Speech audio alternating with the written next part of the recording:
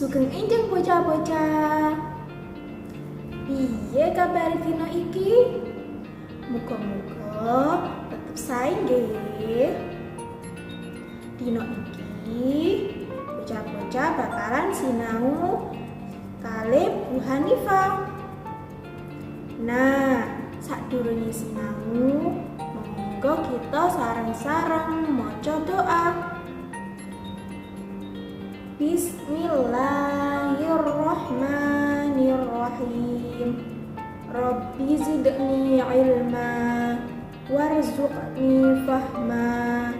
Amin.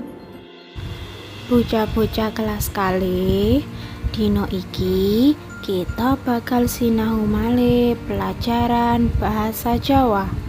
Materi tentang jenis ayam. Tujuan pembelajaran yaitu siswa dapat mengenal dan mengetahui berbagai macam jenis ayam.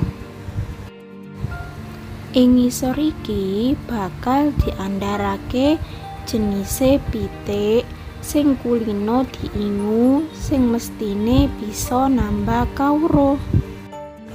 Jenis ayam diantarane yaiku ayam kate, bentuke cilik lan lucu, digunakake kanggo pitik hias, dudu pitik pedaging utawa petelur. Selanjutnya ayam serama, bentuk awak sing luwih cilik, dodo sing rada kembung, suwiwine bisa mudhun terus. Ana ayam bangkok, ukuran awake gedhe lan katon kenceng, dodone katon kuat, mripat katon padhang, gulune dawa, jenggere wujude reos, warnane abang. Ayam trondol, pitik sing wulune dijabut nganti katon kulite. Ayam tukung, pitik sing ora duwe wulu buntut. Ayam cemani, pitik sing rupane ireng bles, wulune, cucuke, kukune nganti getihé kabeh rupane ireng.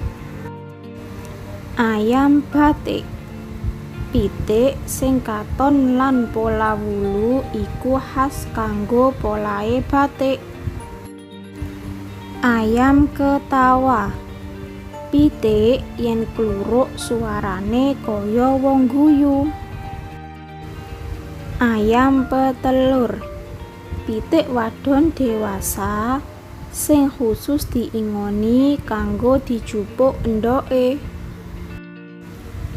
Ayam walik, pitik sing wulune kuwalik menyang ngarep lan mburi nganti kulit awake katon jelas.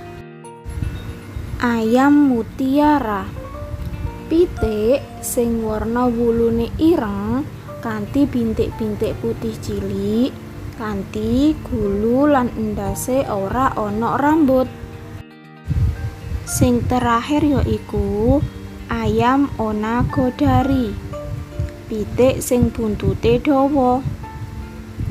Nah, iku mau kabeh jenis-jenis ayam. Muga-muga bocah-bocah kelas kali bisa mengerti nggih. Tugase dina iki yaiku sebutkan dan jelaskan 5 jenis ayam.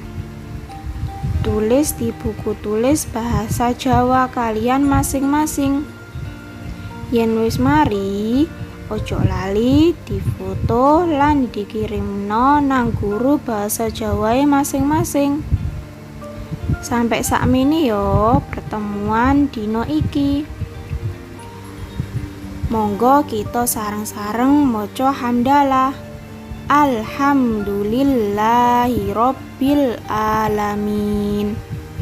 Matur suwun bocah-bocah.